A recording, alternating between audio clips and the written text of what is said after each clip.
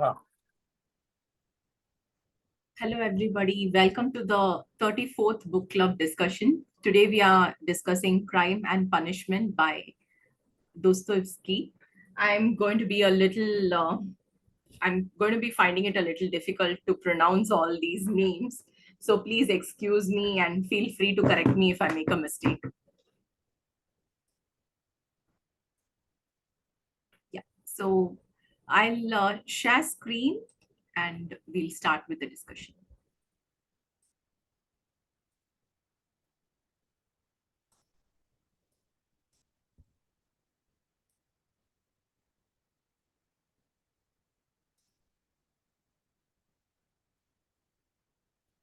So, today we're going to see a little bit about the author. And interestingly, I think we should talk about the publisher also this time. So, in the book club, we've read Anna Karenina and Fathers and Sons. And now we've read Crime and Punishment. And interestingly, all the three have been published by the same publisher. So it's going to be interesting to see a little bit more about him too. And I didn't want to get too much into the life story of the author because there was so much to talk about Crime and Punishment as a novel itself. So I'm just going to touch upon it a little bit and also some parts of the author's influence and uh, what kind of writing he did also speaks about what we see in the book. So I want to touch only about those parts and about his experience of writing Crime and Punishment, but I'm not going to go too deep into his life story. Then we'll see more about Crime and Punishment and about the structure of the novel, the style of writing, the themes in the book, and of course, our favorite quotes as always. See, so Dostoevsky is a Russian novelist. He lived from 1821 to 1881. His literary works generally explore the human condition in the troubled political, social, and spiritual atmospheres of 19th century Russia. They engage with a variety of philosophical and religious themes. His most acclaimed novels are Crime and Punishment, The Idiot, Demons, The Brothers Karamazov, and the novella Notes from the Underground.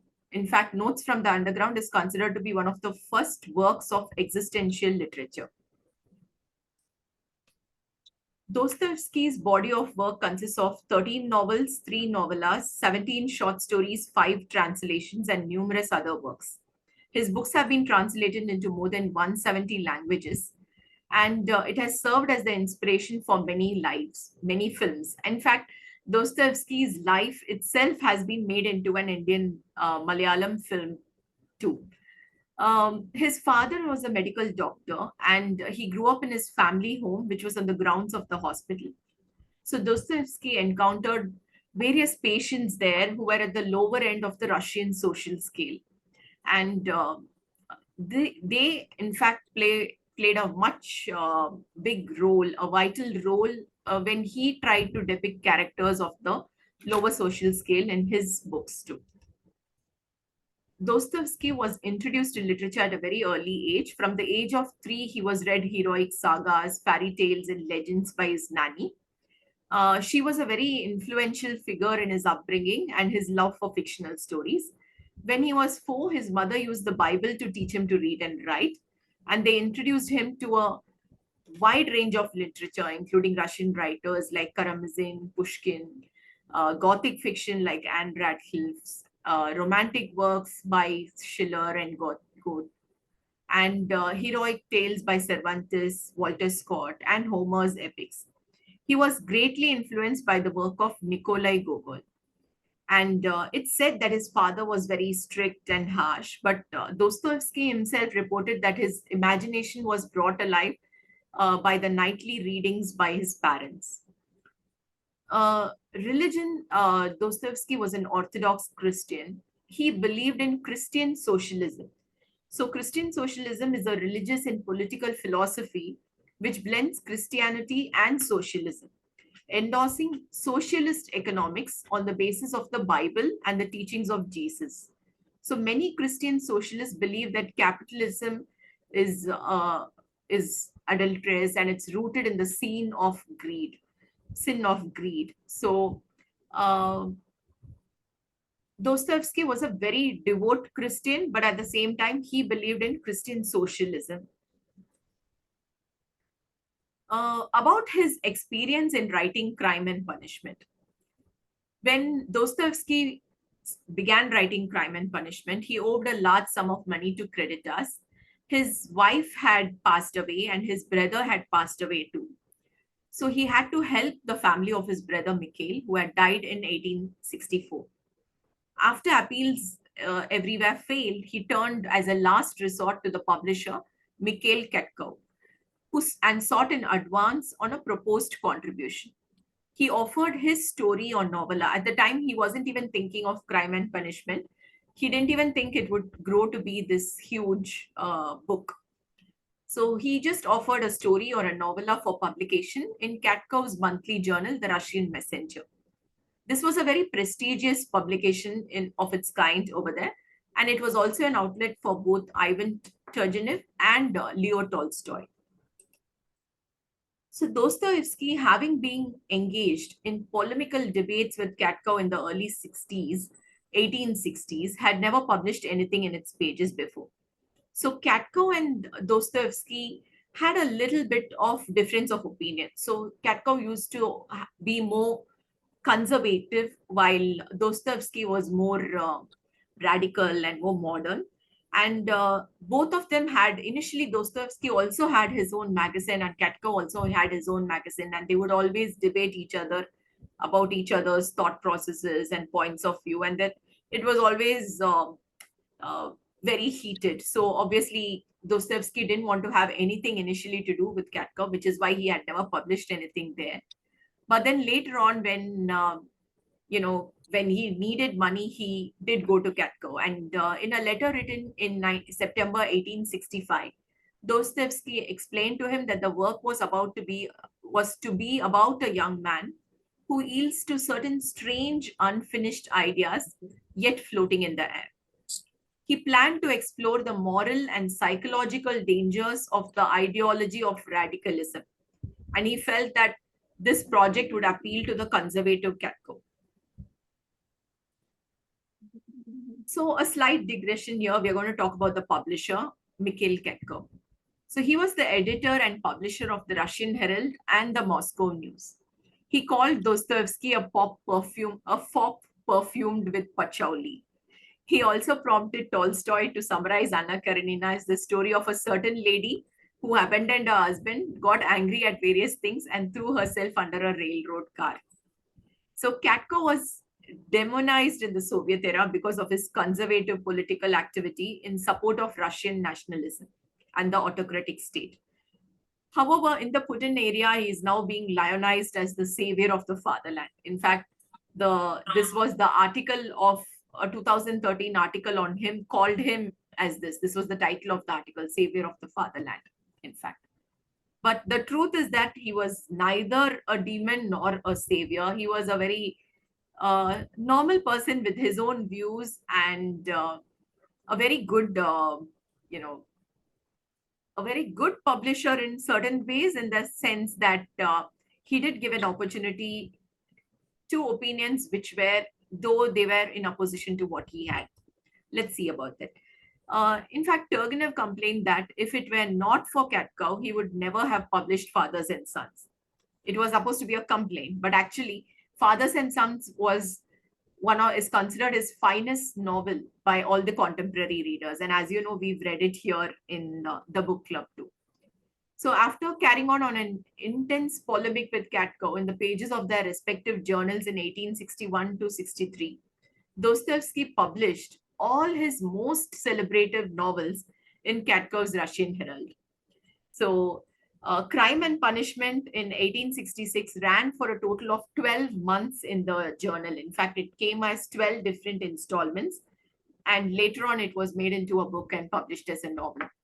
The Idiot was also published by Katkov. The Devils and the Brothers Karamazov also by Katkov. In fact, his landmark Pushkin speech, was also published in Katkov's newspaper, Moscow News, in June 1880, which was 6 months before Dostoevsky's death. And Tolstoy also published numerous works in the Russian Herald, including the opening sections of War and Peace. But again, his relationship with Katko also ended in bitterness because Katko refused to publish the final part of Anna Karenina because it ridicules and attacks the movement of Russian volunteers traveling to Siberia to fight with the Turks against their Turkish overlords. I think you must be remembering this scene. We read Anna Karenina in the book club too. So Yes. yes, you remember the scene, Shamalrauji. Yeah. So what is less obvious about Anna Karenina in relation to Katko is that, in fact, this part which Katko opposed is the only one where it is it was a blatant and explicit Tolstoy's attack on Katko's favorite programs and all his conservative views. But in fact, the funny part is that there's a lot more places in Anna Karenina which had that, but Katko never realized it. So a study of Anna Karenina in relation to articles in the Russian Herald and the Moscow News shows that Tolstoy's treatment of issues such as railroads, industrialization, education of women, and spiritualism are directed against Katko's policies and programs. Anna Karenina derives its narrative energy from attacking the program of the Russian Herald in the pages of the Russian Herald. Okay, so now enough about the publisher, coming back to the author.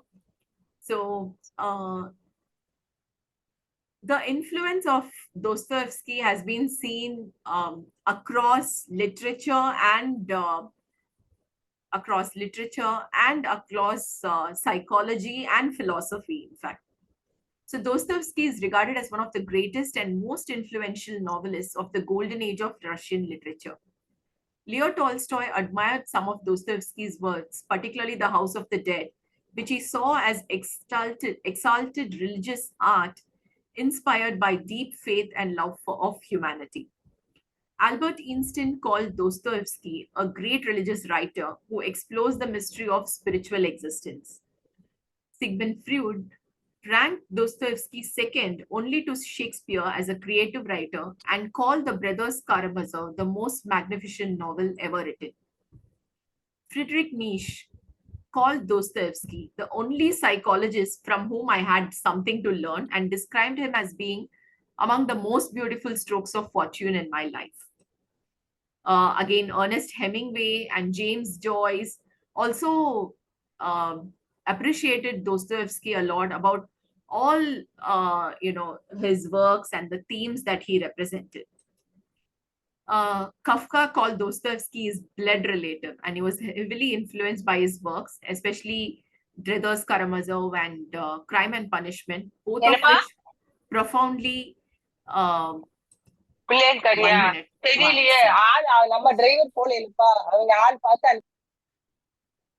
sorry. Yeah, so Crime and Punishment, both of which profoundly influenced the trial. So Herman Hesse enjoyed Dostoevsky's work and said that to read him is like a glimpse into the havoc. Writers associated with cultural movements such as surrealism, existentialism, and beats cite Dostoevsky as an influence, and he is regarded as a forerunner to Russian symbolism, expressionism, and psychoanalysis.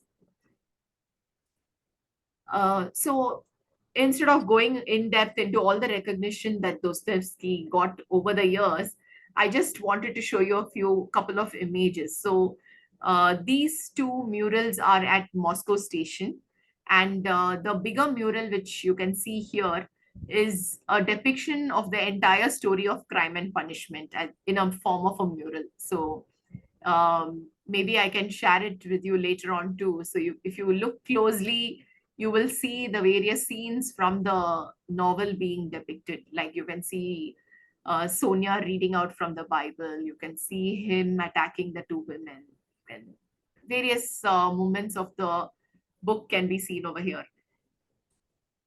Okay, now let's get on with the book, Crime and Punishment. It's a literary fiction published in 1866. So Crime and Punishment follows the mental anguish and moral dilemmas of Rodion Raskolnikov, an impoverished ex-student in St. Petersburg who plans to kill an unscrupulous pawnbroker, an old woman who stores money and valuable objects in her flat.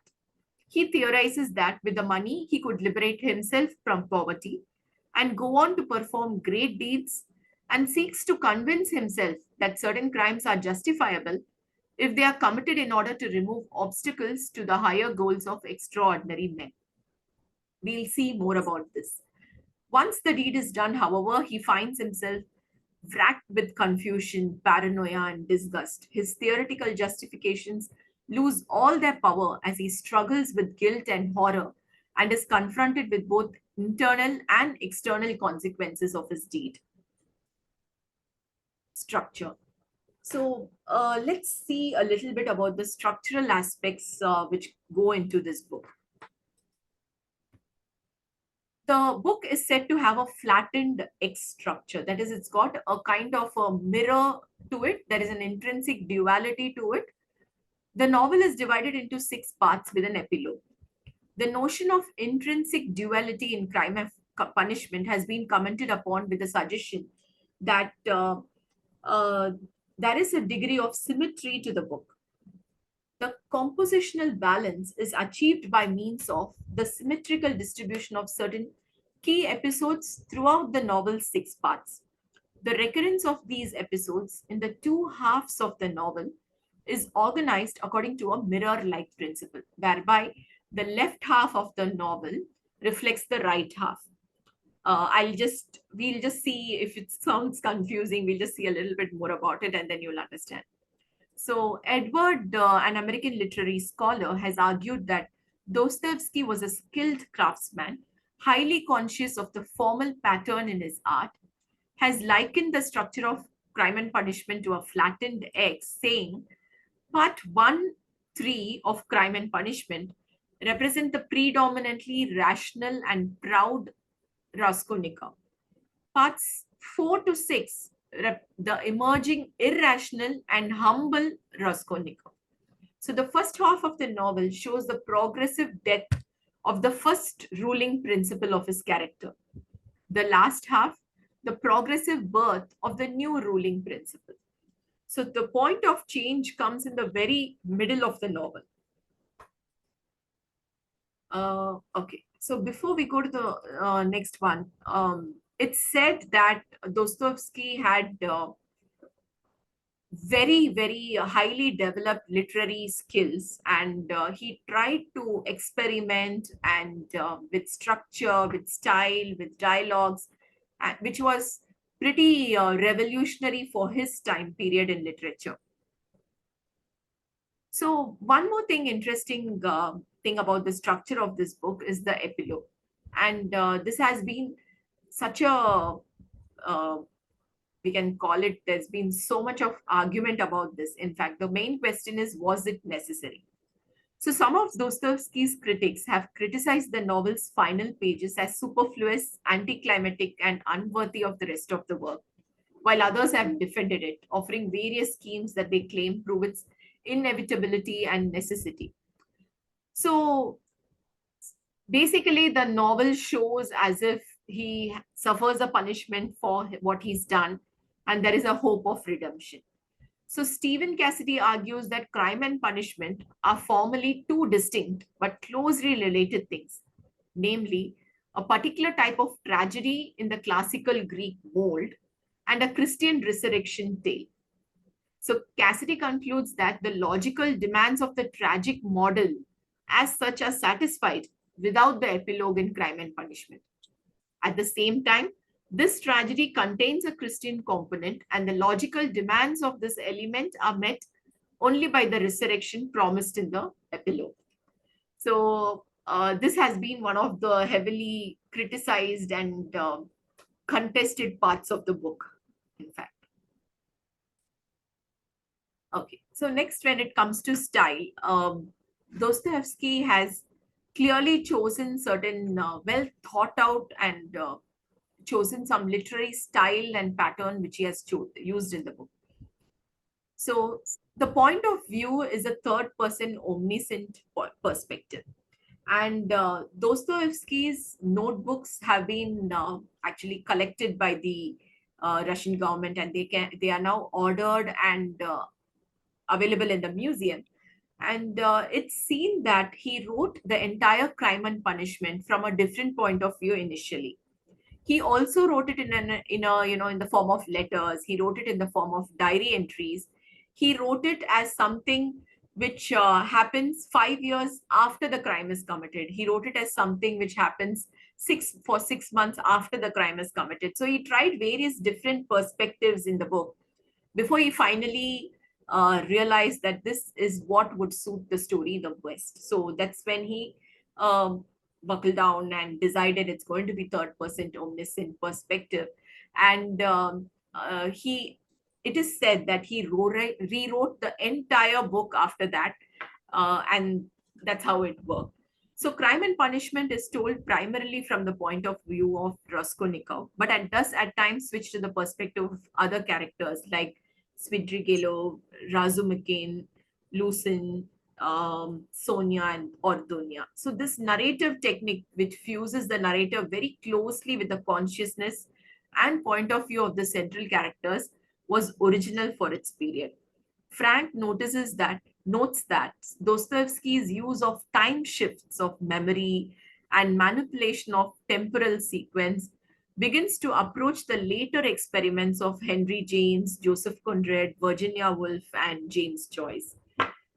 For his time period, even for them, in fact, he calls it as an experiment. So for him, in Dostoevsky's time period, this was pretty revolutionary. A late 19th century reader was, however, accustomed to more orderly and linear types of expository narration. So, this also led to the persistence of the legend that Dostoevsky was a very untidy and negligent craftsman. And in fact, there was an observation which was made, which I've shared here. A word one does not even notice, a small fact that takes up only a line, have their reverberations 50 pages later, so that the continuity becomes unintelligible if one skips a couple of pages. So, what we are in awe of now was considered as a little irritating and untidy craftsmanship then. Okay, another interesting part of Dostoevsky's style here was the speech mannerisms, the dialogues.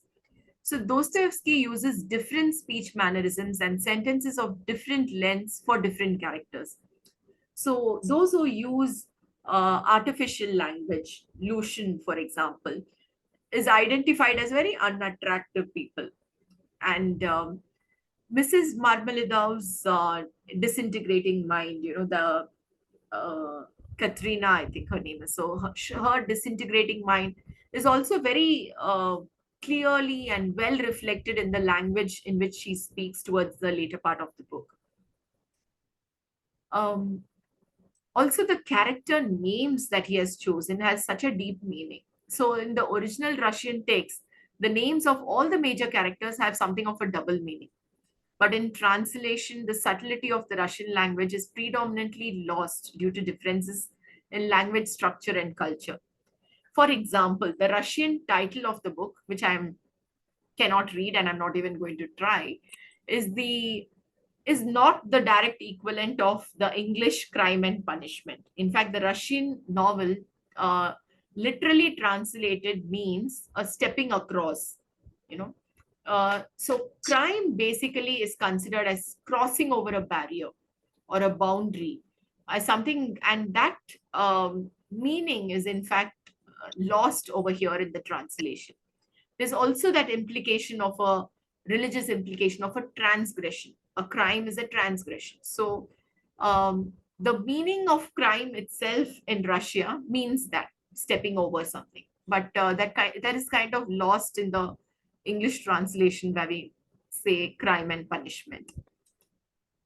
Also, the character names. I thought it was very interesting how he had chosen the names. So Raskolnikov. Raskol in Russian means shimisen, a division, that takes place in church, a division between two groups in church. or two different types of thought processes. And the mother's name is Pulcheria, which means in Russian beautiful. Again, Lucian in Russian means mud puddle. So he wants to, really give a very derogatory name maybe to Lucian. And Razumikin, the friend, Razum means intelligence or rationality. Against the prosecuting attorney and investigator, Porfiry Petrovich. Again, Porfiry means purple in Greek, and he tries to show that this person is someone royal and majestic. So that's why he's chosen, purple as the color for his name. Another interesting little thing which I just wanted to mention here, though it's not relating to the character name, is in ancient Russia, they didn't have a separate person who's a prosecuting attorney and a separate person to investigate the crime. So the prosecuting attorney himself investigates the crime too, and which was very interesting. Okay. There was, let's see a little bit about the themes and symbols in Crime and Punishment. Again, I've got to excuse myself. There's been so much to talk about in this, but I've kind of only, I think, touched upon very little. I've spoken for a very long time, so maybe I'll stop screen share and give you an opportunity to share something before we go on with the themes. Hi, Suchi. Good to see you join us. Yeah, hi. Hi. Would anyone like to share something? As far as the language is concerned, particularly that of Porfiry Petrovich. Yes. So many, when he speaks to Raskolnikov particularly, he says actually, sir, a number of times. I find actually he digresses sometimes from the main topic. I felt that way. He's too verbose. What is your observation, madam? I thought he was doing it purposely so that he can try, to confuse him and maybe make Raskolnikov. Exactly. Like a predator, actually, like a tiger, the way he plans it around. And ultimately he crushes him. Correct. And also I think he was trying to act as if he was very friendly to maybe make him feel at ease so that he confesses to the crime. Exactly. He was duplicitous. Finally says, shoot yourself. That is what he says. And at the end of the matter. Yeah, and he says, if you should decide to shoot yourself, please write a note and tell us. Write a note and go. He's so cool-headed that Inspector, that's what I found with him. True. Suchi, did you finish the book? No. Okay. You started it? Yeah. I have, I think, part 3 because actually I had to go out. So okay. I was away from my place. It was difficult. True. And if you, madam, you have referred to this intrinsic duality. I wish actually more is spoken about that. I think I've touched upon that duality again. You mean about the structure, the intrinsic duality in the structure? Intrinsic duality. I think I will search for that article and I'll send it across to you, Shamil Rauji. It seemed very technical. Thank you very much. As I said, I was saying, Dostoevsky for me actually is a writer's writer. Correct. When he spoke of structure and this intrinsic, I immediately felt that God has touched. Yes, my presumption was correct actually. He has made it into 6 chapters. He was structurally far ahead in writing it. That is what I think. Yeah. And there is a reference to Napoleon. Do you find it interesting? Yes, very much. How come, I have written about it in the theme. Okay, then I will wait for a while. Yeah, we'll talk about it. Sure. Hi. Yes, hi, Percy. Hi. Yeah, it's me only. You guys were asking, and at that time we saw the name and we were a little wondering if that's you. Yeah, the mic was not working. Okay. Which translation were you guys working with? We did the one, the image which I had shared in the cover page. Okay. Is that The vintage Dostoevsky. What's the? Richard forgot the Pever name. and Richard. Acha, Pever. Ah, Okay. Pever. Richard Pever. Okay. So I was told the other one is a little difficult to read, is what I heard. So I'm not very sure. No. I mean, I had read the Constance Garnett one, so, The Constance one. Yeah, yeah. correct.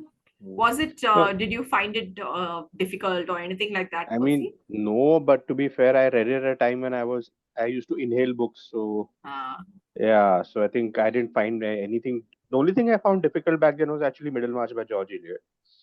Okay. But so okay. So the thing, if you have read enough Victorian English literature, right? If you read a fair bit of Dickens and Hardy, you won't find Garnett difficult. Okay. Okay. So what they say about the comparative translations is that Garnett wrote with the sensibility of that time.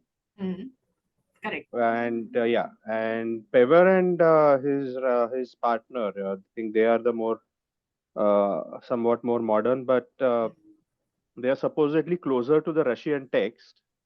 But I have heard people also, I mean, people have their favorite translators when it comes to Tolstoy and Dostoevsky. It's quite a debate in the literary world about that. True. But, I anyway. actually just was trying to decide which one is better, and I came across this article where this person had written a review saying that after for the first 100 pages he read Constance's I think translation, and the book was just not moving and he was going to give up when he suddenly came across this and he picked this up, and it just flew after that and he finished. And I was like, I'm not taking the risk for 550 pages. Yeah. So that's all.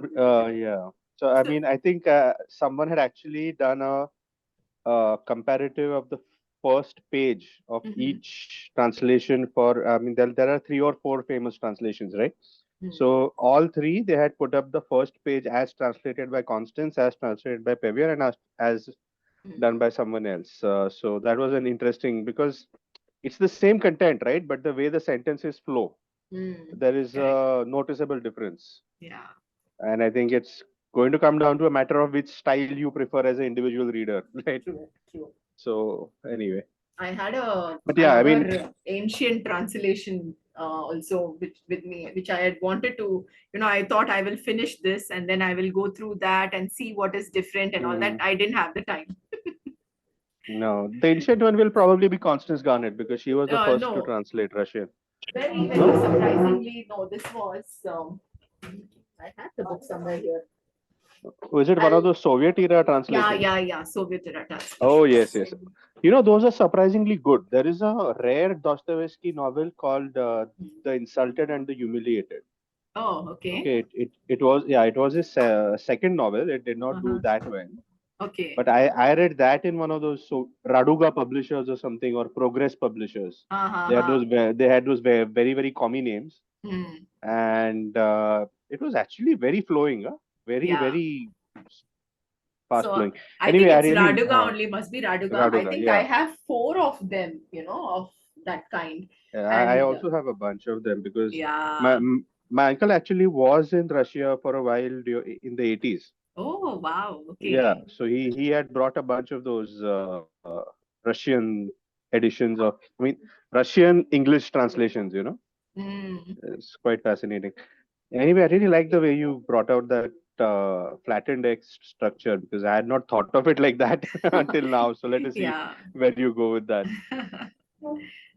In fact, the Russian editions you're talking about, in fact, I think Sarit, you had picked it up, or his father had picked it up in Madurai, right?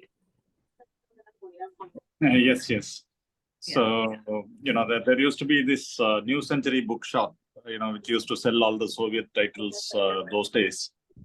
And we used to get these at very inexpensive prices. Very good. And I fully agree with you, Percy. Some of them were, the translations were really good.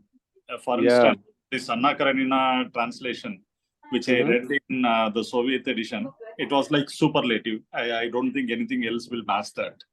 Yeah. Yeah. Okay, so let me share screen and we'll have a look at the themes. So give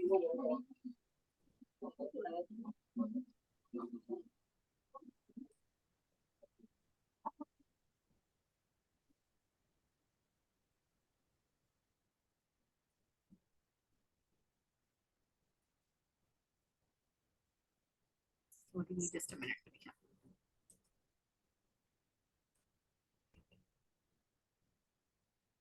So I chose the crossing over, the word, the symbolic word for crime in Russia as one of the symbols which he has tried to draw upon. So Raskolnikov feels like he's the Napoleon of the world. So he says he's special, and it's okay for special, extraordinary people to kill to make the world better for others. So he talks about the article about ordinary people versus extraordinary ones, which is a article published by him. You're talking about this, right, Shamal Raoji? Yes, yes, I was referring to this, ma'am. Yeah. So it's very evident right from the beginning that Raskolnikov has two sides to him. So he gives money to the wife and the kids of the drunkard Marmalado, and he after he commits the crime, he feels so guilty and miserable. He clutches the socks and sleeps, he faints, and he really regrets what he seems to be regretting what he's done also. But at the same time, he has this feeling that he's great, he's the Napoleon of the world, he's extraordinary, and it's okay to kill others for making the world better. And so of course, Dostoevsky tries to show that humans are complicated creatures, and he also tries to show two characters who don't have these two sides and who seem to be having just one single side to them, or at least these are two characters who adhere to the two sides of Raskolnikov. So one side we have Sonia, the pious and religious lady who wants to do good to everyone she comes across, and the other side we have Svidrigailov, who's also equally another despicable and detestable character, just like what Raskolnikov becomes. One more interesting thing which I've actually somehow missed mentioning here is something which I saw about the Napoleon of the world, or the feeling of superiority. So one of the things which Raskolnikov talks about is how this money lender, this old lady, is actually a louse. She's an insect. She's someone who's so evil for society, and it's okay to kill her. It's fine. It'll make the world better. And he kind of tries to justify it to himself, and also to cover up one crime, he ends up killing another lady too, completely innocent, and who has nothing to. There's no justification for that, but still it's okay for him because he's trying to make the world better, so it's fine. On the other hand, we have his sister Dunya, who is in fact being towards the end of the book, she's been pushed into a corner by Svidrigailov, and he's trying to rape her, and she's trying to defend herself. And meanwhile, she has this gun with her, and she shoots him. The first time she misses him. The second time, she just slightly grazes him, and he starts bleeding. And he says, "It's okay. Come on, go ahead, shoot me. Let's see if you can shoot me." And despite him being actually a louse, despite him being such a despicable character and such a harmful, evil person, she doesn't want to kill him.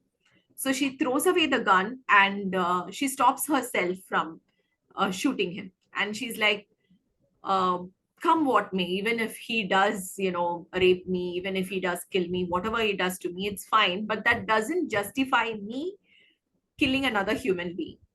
So she's not able to do it. So somewhere I think, Dostoevsky very masterfully shows that Dunya is a much, much stronger character when compared to Raskolnikov.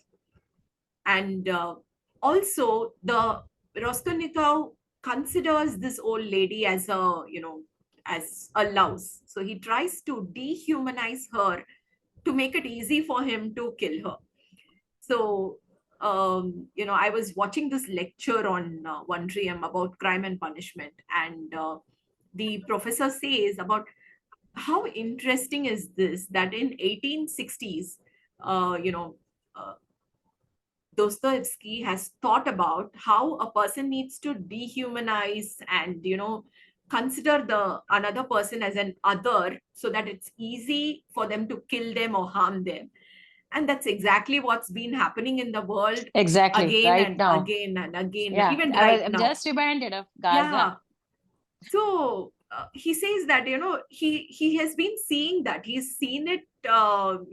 Dostoevsky has seen the future in many ways when he talks about this particular thing. In fact, and somehow in my hurry of making the presentation, I missed these couple of points, so I just mentioned it as it is. Yeah. Good, I remembered it now. Yeah. So I'll go to the next slide.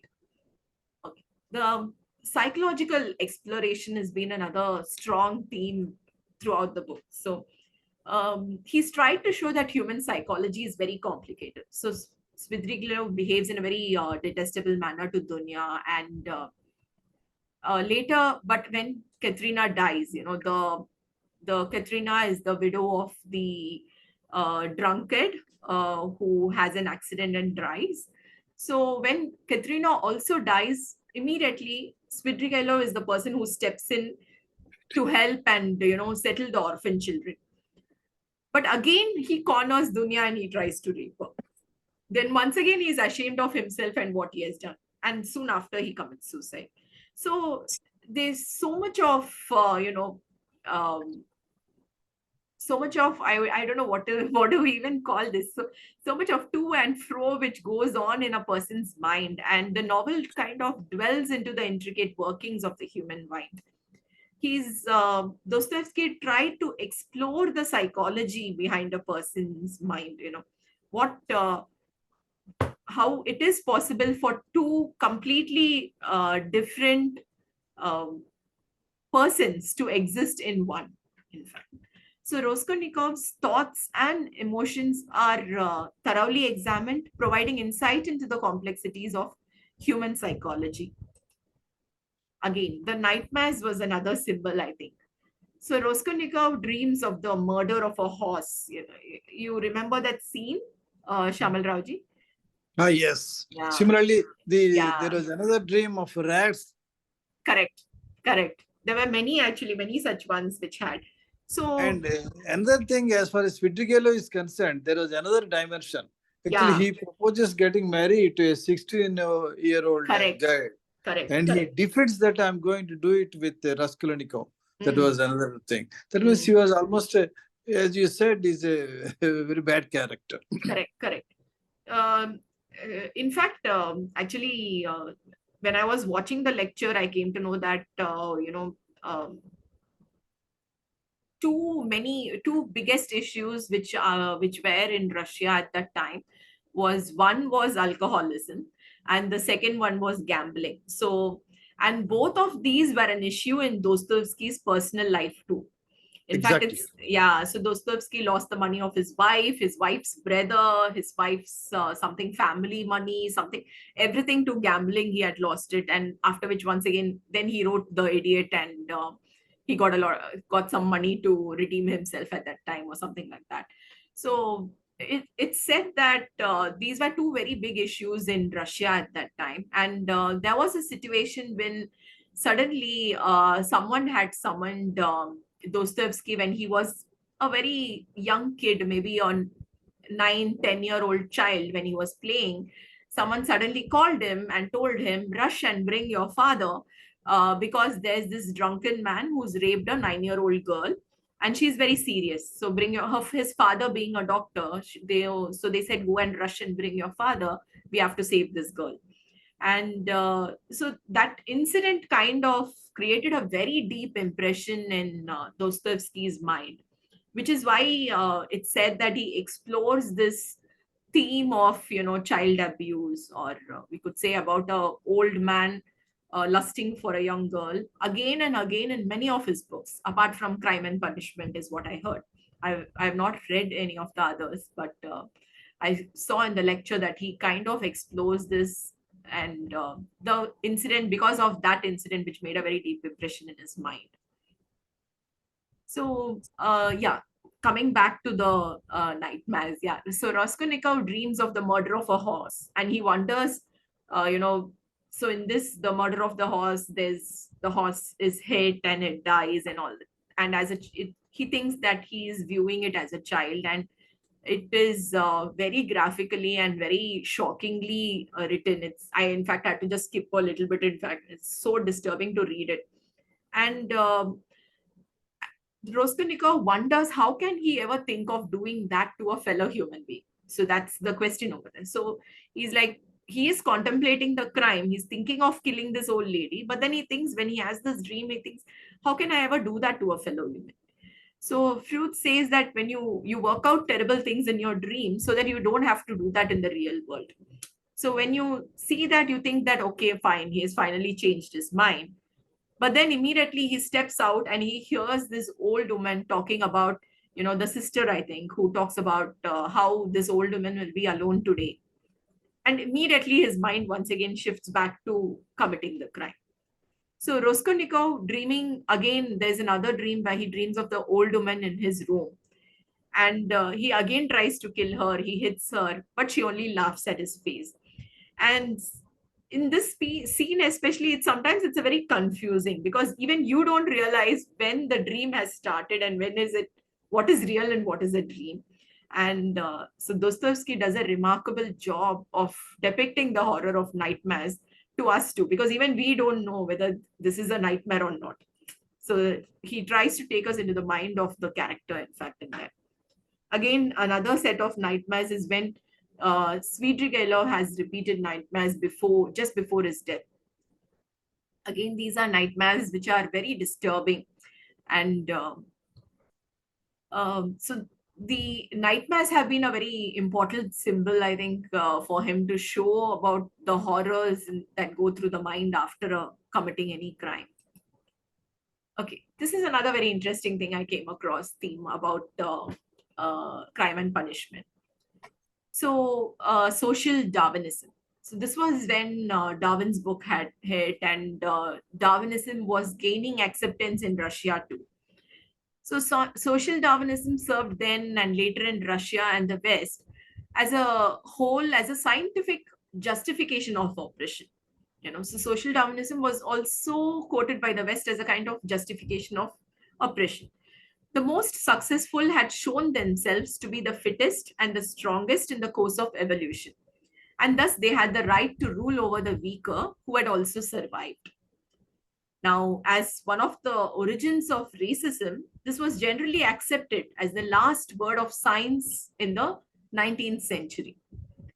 Now, Raskolnikov tries to show this social Darwinism in the novel. When Raskolnikov, the protagonist, observes a lecherous gentleman, pursuing a young drunk woman, and the lady already looks like not even a lady, the girl already looks like as if she has been violated.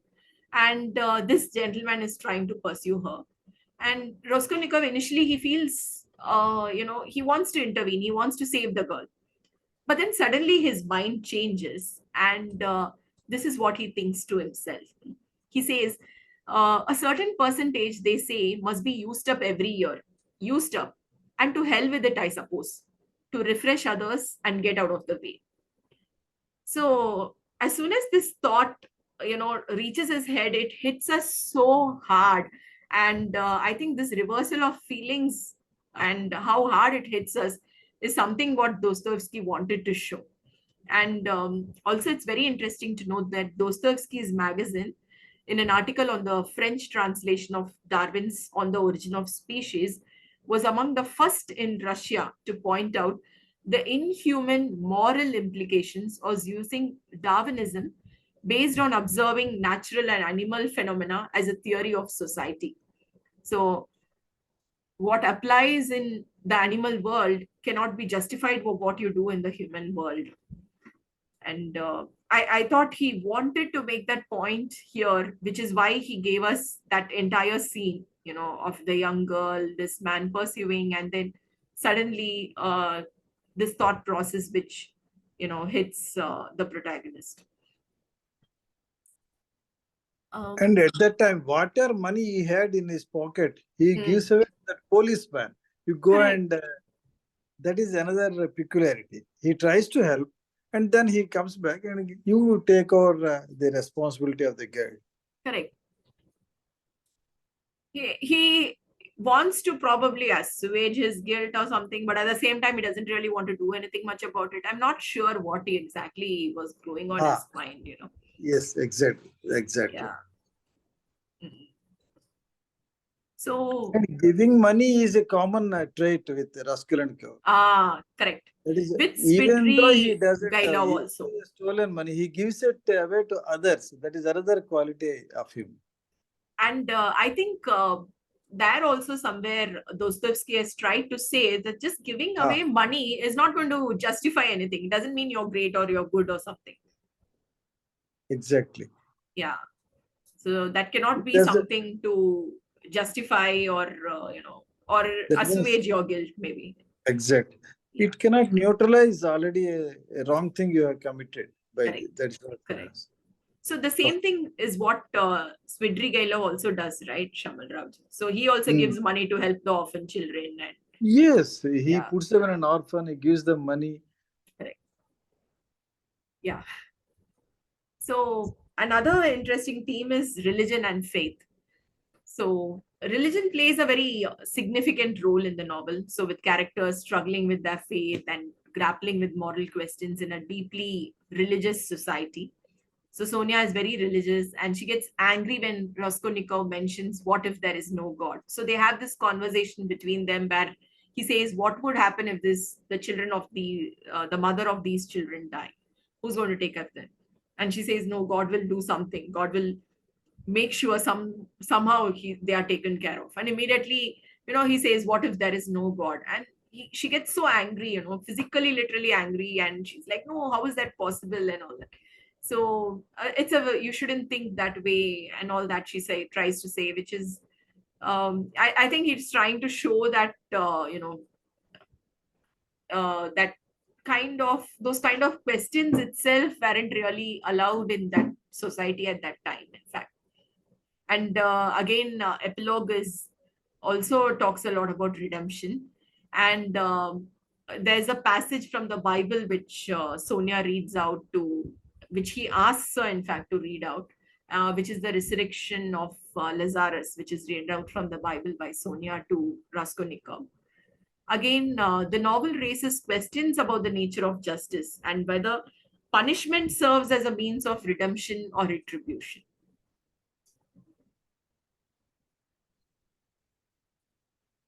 Okay. So one more interesting thing is the ghosts, which seem to keep coming in the minds of the people who have committed the crimes. So it was said in Russia at that time, or even otherwise also in society, that those who see ghosts are sick people. And ghosts are the figment of imagination of a sick person. They have a sick imagination or something. And another thought is that ghosts really exist, but you have to be sick to see them, because sick people are more closer to in fact, they go closer to the other world, and thereby they're able to get to see the ghosts. And when Svidri Gailov enters Raskolnikov's room, he is at that time, he's seeing the ghosts of the old lady. And, there's the nightmare and he's thrashing about and everything. And he wakes up to see Svidri Gailov sitting there. And Svidri Gailov asks him, are you seeing ghosts? So it looks like one hand, Svidri Gailov also is seeing ghosts. So he understands that this is what he's going through. And so the author I felt the author is trying to say that those who commit heinous crimes are maybe sick of some sort. And the mental issues itself are depicting themselves physically, as seen in both Raskolnikov when he becomes terribly sick, and with Svidrigailov when he also becomes sick towards the end of the book, just before his death. So ghosts and sickness seem to be symbols for the sickness in the mind also, I guess. These are some quotes from Crime and Punishment. Again, I've got very few here. There's so much, I guess. So to go wrong in one's own way is better than to go right in someone else's.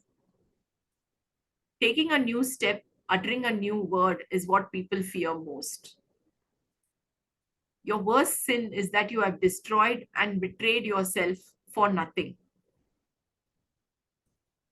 When reason fails, the devil helps. I did not bow down to you. I bowed down to all the suffering of humanity. This is a beautiful quote, actually. Yeah.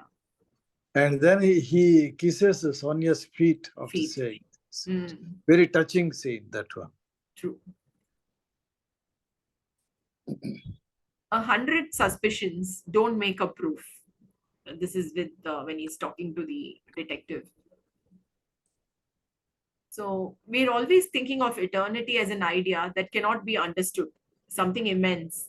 But why must it be? What if instead of all this, you suddenly find just a little room there, something like a village bathhouse, grimy and spiders in every corner, and that's all eternity is. Sometimes, I can't help feeling that that's what it is. So this is what Svidrigailov tells, Raskolnikov in the room, right? Yes, yes. Yeah. So when he says that, why should eternity be some very grand idea or something, power is given only to him who dares to stoop and take it. One must have the courage to dare.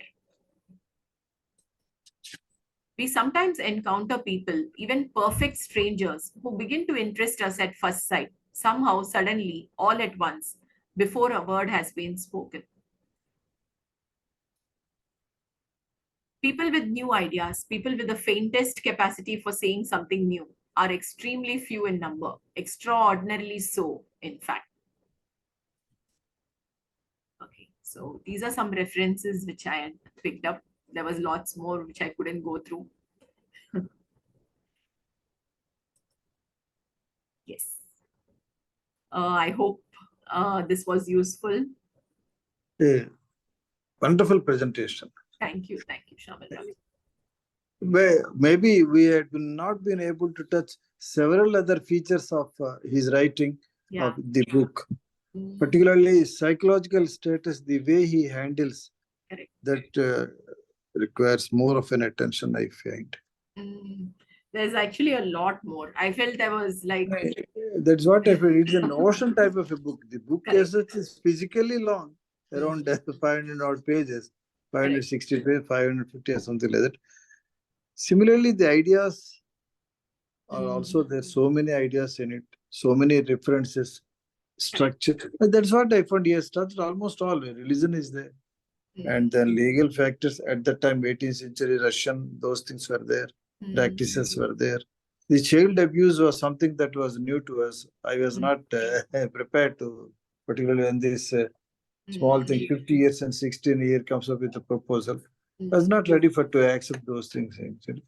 And the confusion in the mind of this Raskolnikov is really the way it gets handled. It is not his intention to kill people. That is the thing. He is not a regular murderer. That is further purpose. He stands hated when he goes to Siberia. Also, other prisoners do not like him. They call him, "You are a gentleman." Hence, they dislike him. He himself is withdrawn. He doesn't mix with others. And parallelly also for Sonia's character, though she comes, she has that yellow card. It implies we know what it is. Despite that, she is a wonderful character.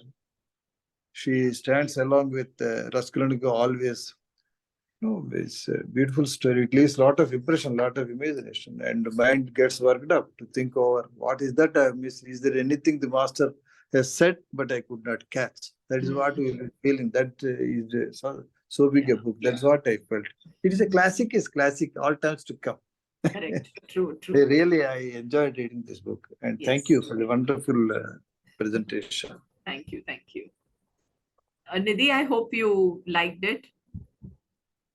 Yes, absolutely. It was very riveting, and thank you, Archana, for this wonderful presentation. It's opened up so many perspectives, not just for the book, but also about the time in which it was written in. So Correct. it was so good. And sorry, I think I keep missing the mails which inform me about the next book, but I would love to, read the next book and be on time Sure. for it. The next one which we've chosen is a much lighter read. In fact, for the first time, Okay. we're going to be reading a collection of short stories by Prem Chand. Oh, that's so nice. Yeah. Amazing. So Okay. I'll send you a link to it, Nidhi. The link to the exact one which we are reading. In fact, Perfect. yeah, I think I found it on Amazon Singapore, so I think you might be able to find it there too. You can get yourself a copy there. I hope so. I hope so. Otherwise, hopefully it's on Kindle, because in Dubai, the problem is that, getting some of these physical Oh. books is a challenge. Okay. Here, Kindle is a challenge. So we don't, we get ebooks only which are there in the library. But otherwise, Okay. Amazon doesn't sell any ebooks here. Oh, yeah, it's the same thing. I mean, it's convoluted. I have to use my Indian account to buy my books on Ah, Kindle. correct. Yeah. Yeah. Yeah. But I think it's there on Kindle, if I'm not wrong. I think it's It there. is there. If you Yeah. bought your Kindle device in Dubai, I Mhm. think, or in UAE, Mm-hmm. but it's limited. Oh, okay. Yeah. So that's another story. But Okay. No, but I yeah. meant this particular book, I think, is there. This edition is available on Kindle too, I think. So you might be able to pick it up. Right. Yeah, so it'll be easy for Huh. you. Yeah. Sure, Perfect. I'll send Thank you you the so link much, to it. Archana. Thank you. Suchi, I hope I've not given out a lot of spoilers. No. I had read it earlier also, but long time Oh, ago, so there is no okay. spoilers. I Okay. like that bit of crossing over. I think that is more appropriate Yeah, for this this particular book. thing, Yeah, the right? crime Yeah. and punishment. Mm, It doesn't. I mean, the crossing over makes more sense. correct. So the That word is for it. crime itself means crossing over in Yeah. Russia, but there's so much that we've lost when they're saying immediately crime and punishment. I think there's so much which is Exactly. lost. Yeah. Yeah, very interesting. The title is more of, it falls into more into the gray zone, and they are Correct. kind of making it black and white. So that is. The professor, in fact, whom I had, whose course I had watched on Wondrium is Professor Irwin Bale from Mhm. Northwestern University. And Okay. what was interesting was that he started reading Crime and Punishment, and he says that he came across this word, that this actually means crossing over, and that kind of made him feel, how can I don't know what more I'm losing because of this, because of the translation. And he had fallen in love with Crime and Punishment, and I think one more book also. So there were two of them which he had mentioned that he had completely fallen in love with them, and he felt that I'm sure I'm losing a lot more because of the translation. And that's when he decided to Learn learn Russian Russian language. language. So Okay. he goes to Russia, stays there, learns Russian for years. He says, I'm still learning. So he's quite Okay. old. In fact, he must be at least 60, 70. And he says, I'm still learning. And that as I was learning the language, I fell in love with the literature too. So I started reading and learning about Russian literature too. So, which is how he's gotten into it completely. May I have the professor's name repeated? Yes, sure. I can. Let me share screen once again and show you the. It would be better. I will note down. Yeah. So this is his name, Professor Irwin Bale, Northwestern University. Irwin Veal. Okay. Thank you. Yeah. And yes. So yes, Percy, would you like to add anything? No, really good presentation and analysis. I think Kafi really made me feel like I need to pick up my copy again. Great, Uh, you must. But yeah, I mean, it is that it is. I think it was the first time that I read such a deeply psychological book. You know, as you kept bringing up that Freud and other famous psychiatrist also cited Dostoevsky, right? Because Mm, to go that deeply into one person's psyche, it was not done, right? If you read correct. the contemporary writers of the time, Mm, not just Russian, but elsewhere in the world, I don't think anyone really did what he did, right? Yeah, Because I don't think so he too. would just you have these multi-page internal monologues, Correct. and That's what I was Yeah. referring to. I don't and remember he's able to where. keep it interesting. Yeah, to keep it interesting, that's a great thing. In fact, I don't know, somewhere I read this quote. If I come across again, I'll share it with you, where there's this person who says, the entire Western classical literature has just paled for me. It's nothing when compared to this. Yeah, I also have known people who are like, once you read the Russians, you really feel like, Mm, kya hai baki sab? I yeah, mean, that's a bit much, but seriously, I mean, he is something else. true. And probably I will benefit with another read And I think too. as you, So, no, but as you said at the beginning, it's like they are big books, but they're not necessarily difficult books, right? exactly. True, They're true, not very true. Mm, that intimidating because the writing flows really mm, uh, quickly. I mean, even mm. Tolstoy, right? It's quite Yeah, simple. very simple. His Yeah. the language is not going to uh, intimidate you. Actually, it's Correct. the thoughts, it's the concepts, it's Mm, the themes, as I think Shamandrao said at the beginning. It's the mm, themes that really stay with you. mm. True. Anyway, Even that's I thought, I was initially a little hesitant about it. I thought it's going to be a tough read and 550 pages and how hard it's going to be, but not at all. It flowed very smoothly. Next yeah. one is a smaller one, isn't it, madam? Yes, yes, quite a small one. So the next one should be a bigger one. Please plan accordingly to keep up this. I wish a bigger and challenging book comes. Yeah, we should. In fact, it's nice to read some big books. Feels very satisfying. In fact, I think, and these are books we will not pick up also in a normal time. We would be like, Yes.